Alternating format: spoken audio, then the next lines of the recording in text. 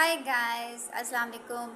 आज बात करेंगे सिलेक्शन की आरटीडी रेजिस्टेंस टेम्परेचर डिटेक्टर और साथ में थर्मिस्टर और थोड़ा सा थर्मोकपल के बारे में भी जानेंगे क्योंकि ये तीनों टेम्परेचर सेंसर्स हैं जो वाइडली यूज़ होते हैं इंडस्ट्री वगैरह में। लेकिन थर्मिस्टर जो है वो घर में भी इस्तेमाल होता है।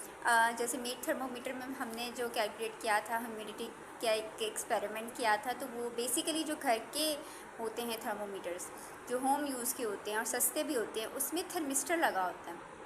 थर्मिस्टर का कोई मुश्किल चीज़ नहीं है और आरटीडी भी तकरीबन उसी बेसिस पे काम करता है, लेकिन थोड़ा सा फ़र्क मटेरियल का होता है। आरटीडी रेजिस्टेंस टेम्परेचर डिटेक्टर है और इसमें जो होता है प्योर मेटल लगा होता है जिसकी रेजिस्टेंस बदलती है टेम्परेचर के साथ। तो जो बदलाव है इसी की बेसिस पे हम टेम्परेचर को मैयर करते हैं, इतना टेम्परेचर होगा क्योंकि इतनी रेजिस्टेंस पड़ी है। और सारा मैन्युफैक्चरर जो बनाने वाला होता है उसने सब कैलकुलेट करके आपको रेंज भी दे दी होती है। जो बनाने वाला होता है मैन्युफैक्चरिंग गाइडलाइंस हैं कि इतने इतने टेम्परेचर में ये काम करेगा। तो इन दोनों के बारे में स्टडी करते हैं, थोड़ा सा थर्मोकपल के बारे में भी जानेंगे कि ये कहाँ यूज़ होता है, इसकी रेंज क्या होती है।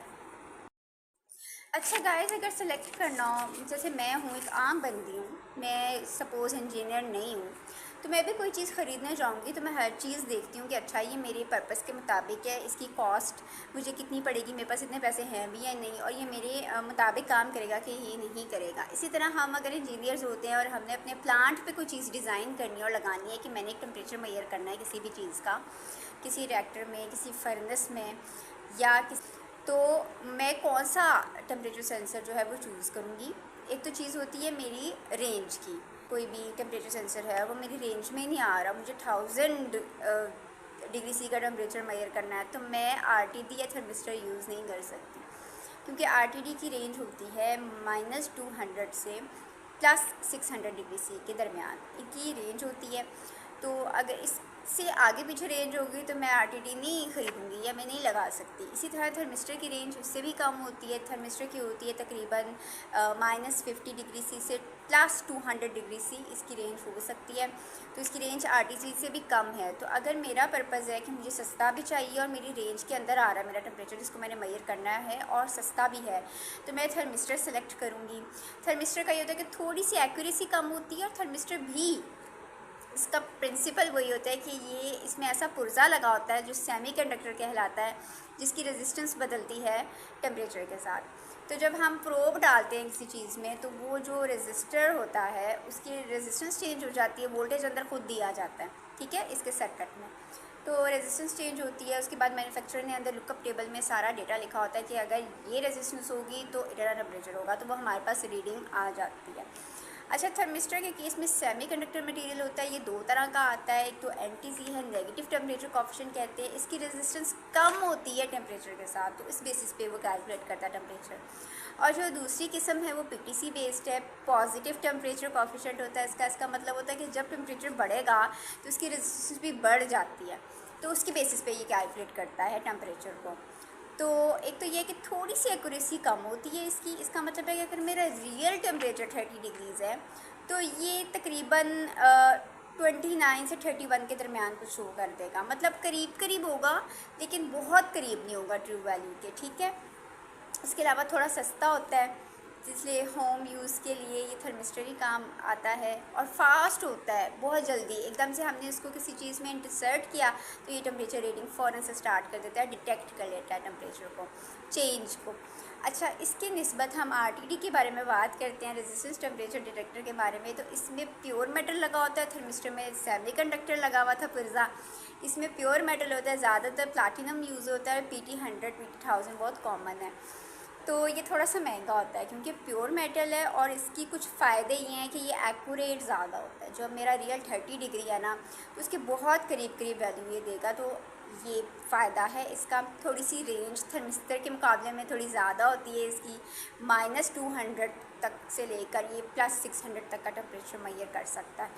और इसके अलावा थोड़ा सा स्लो होता है, मतलब अगर मैं दोनों को किसी पैन का टेम्परेचर मेजर करने के लिए डालूंगी एट द सेम टाइम, तो थर्मिस्टर जल्दी 30 डिग्री तक जाना शुरू कर देगा, जबकि आरटीडी थोड़ा स्लो जाएगा, लेकिन ये 30 डिग्री के ज़्यादा करीब मुझे फाइनल वैल्यू देगा, जबकि थर्मिस्टर जो है वो थोड़ा सा दूर होगा एक्यूरेट वैल्यू के, लेकिन जल्दी पहुंचा देगा 30 तक। तो ये थोड़ा सा फ़र्क है। इसके अलावा हाँ, आरटीडी जो है वो ज़्यादातर फार्मास्यूटिकल कंपनीज़ में वहाँ इस्तेमाल होती है, जहाँ हमारी तो रेंज के अंदर अंदर टेम्परेचर हमने मेजर करना है और मुझे एक्यूरेसी ज़्यादा चाहिए, और अगर मुझे बहुत फास्ट रिस्पॉन्स ही चाहिए, थोड़ा स्लो चाहिए, तो ये चल जाता है और ये महंगा होता है। थर्मिस्टर काफ़ी सस्ता होता है, जबकि आरटीडी महंगी होती है, लेकिन ये कुछ फ़ायदे हैं, नुकसान है, उसकी बेसिस पे हम सिलेक्शन करते हैं कि हमें कौन सा टेम्परेचर सेंसर यूज़ करना है। अब बात आ जाती है कि अगर मेरा टेम्परेचर ही 800 डिग्री सी या 900 या 1000 पे जा रहा है, तो मैं इन दोनों में से कोई सिलेक्ट नहीं कर सकती, फिर मुझे किसी और टेम्परेचर सेंसर की तरफ जाना पड़ेगा, जिसमें सबसे अच्छी ऑप्शन आती है थर्मोकपल्स। थर्मोकपल में रेजिस्टेंस का कोई चक्कर नहीं है। थर्मोकपल क्या होता है कि दो डिफरेंट मेटल्स को कॉमनली ज्वाइन किया होता है एक जंक्शन पे, ठीक है, और दूसरे उसके जो एंड्स होते हैं ना वो ओपन होते हैं, वो ज्वाइंड नहीं होते हैं, जुड़े नहीं होते हैं। तो जो जुड़े होते हैं ना, वो अगर वहाँ हम टेम्परेचर चेंज करें या ज़्यादा करें, तो जो खुले एंड हैं वहाँ पे एक वोल्टेज डिफरेंस क्रिएट होता है, ठीक है। वोल्टेज डिफरेंस से ज़ाहिर है इलेक्ट्रिसिटी पास कर जाएगी वहाँ से, तो उस वोल्टेज डिफरेंस की बेसिस पे हम टेम्परेचर मेजर करता है ये, और ये बहुत इसकी रेंज काफ़ी ज़्यादा होती है, तो इस वजह से इसको काफ़ी प्रेफर किया जाता है जहाँ हाई टेम्परेचर इन्वायरमेंट्स है। ये भी फास्ट होता है, ये भी सस्ता होता है, लेकिन इसकी एक्यूरेसी थोड़ी सी कम होती है आरटीडी के मुकाबले में, ठीक है। लेकिन बहुत सी जगह पे thermocouple is the best option. हाँ, जहाँ पे आपकी और के टाइप बहुत कॉमन है। के टाइप की रेंज होती है -200 से 1260 डिग्री सी तक की, ये मेजर कर सकता है। तो थर्मोकपल भी बहुत अच्छा टेम्परेचर सेंसर है, ये भी हम सेलेक्ट कर सकते हैं, और बड़ी अच्छी अच्छी चीज़ें मार्केट में आती हैं। अब I don't know what's the new technology in modern technology, और उन्होंने कौन सी रेंजेस निकाल दी हैं, बट ये तो कॉमनली यूज़ होती हैं, और इसके बारे में आपसे क्वेश्चन भी किए जाते हैं। ज़्यादातर केमिकल इंजीनियर्स को इन्हीं को फेस करना होता है, इन्हीं की कैलिब्रेशन, इन्हीं का सब कुछ, और इसको इंसर्ट कैसे करना है किसी भी इक्विपमेंट में, ये भी मैटर करता है। तो ये थोड़ी सी गाइडेंस हो गई है सिलेक्शन की टेम्परेचर सेंसर की। और इसके अलावा जो नॉर्मल है अब तो नहीं चलते, जैसे मर्करी थर्मोमीटर्स होते थे या अल्कोहल थर्मोमीटर्स, हम तो लैब बेस्ड है ना, विजुअली हम इनको देख सकते हैं। इसके अलावा टेम्परेचर गेजेस भी होती हैं, वो भी लगी होती हैं प्लांट्स पे, इंडस्ट्रीज़ में, तो वो भी यूज़ होती हैं। तो इट्स इंटरेस्टिंग कि हम कौन सी सिलेक्ट करते हैं। उसमें सबसे पहले आपका कॉस्ट का भी होता है, और सबसे पहली चीज़ आपकी एक्यूरेसी है कि आपको कितनी ज़्यादा एक्यूरेट रीडिंग चाहिए, आपकी रेंज में आ रहा है, और आपकी कॉस्ट की बेसिस पे फिर हम दो चीज़ों में सेलेक्ट करते हैं कि हम चलो ये वाला ज़्यादा मुझे चल जाएगा, मुझे इतनी भी ज़्यादा एक्यूरेसी नहीं चाहिए, तो मैं ज़्यादा पैसे क्यों लगाऊं। फिर मैं थोड़ा सस्ते की तरफ आती हूँ, मेरी रेंज टेम्परेचर की जो मैंने मेजर करना है वो उसमें आ रही है, तो फिर मैं उसी को सिलेक्ट करती हूँ। इससे सिंपल एज हम जो भी चीज़ ख़रीदते हैं उसमें हम हर चीज़ का ख्याल रखते हैं। सिंपली हम अगर इंडस्ट्री में भी कोई काम करते हैं, किसी इक्विपमेंट को सिलेक्ट करते हैं, इंस्ट्रूमेंट को सिलेक्ट करते हैं, तो हम भी हर चीज़ का ध्यान रखते हैं कि हर हमारी जो रिक्वायरमेंट है वो पूरी हो रही है कि नहीं हो रही है।